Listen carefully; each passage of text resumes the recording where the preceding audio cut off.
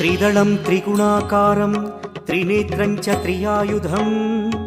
त्रिजन्म पापसंहारम् एकबिल्वं शिवार्पणम् त्रिशाखैः बिल्वपत्रैश्च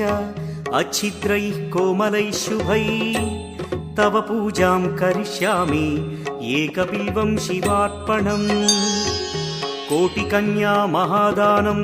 तिलपर्वतकोटयः काञ्चनं शैलदानेन एकबिल्वं शिवार्पणम् काशीक्षेत्रनिवासं च कालभैरवदर्शनम् प्रयागे माधवं दृष्ट्वा एकबिल्वं शिवार्पणम्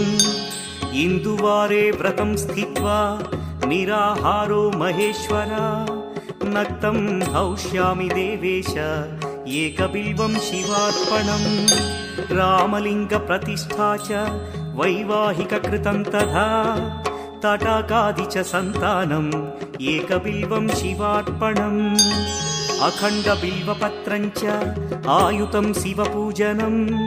कृतं नाम सहस्रेण एकबिल्वं शिवार्पणम्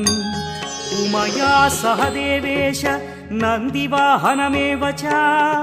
भस्मलेपन सर्वाङ्गम् एकबिल्वं शिवार्पणम्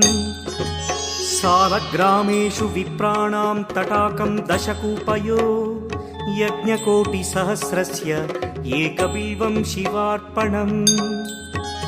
दन्तिकोटिसहस्रेषु अश्वमेधशतक्रतौ कोटिकन्या महादानम् एकबिल्वं शिवार्पणम् बिल्वानां दर्शनं पुण्यं स्पर्शनं पापनाशनम् अघोरपापसंहारम्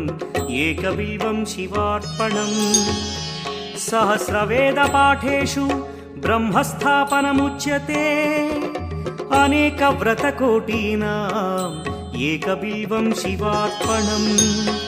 अन्नदानसहस्रेषु सहस्रोपनयनं तथा अनेकजन्मपापानि एकबिल्वं शिवार्पणम् बिल्वाष्टकमिदं पुण्यं यः पठेत् शिवसन्निधौ शिवलोकमवाप्नोति एकबिल्वं शिवार्पणम्।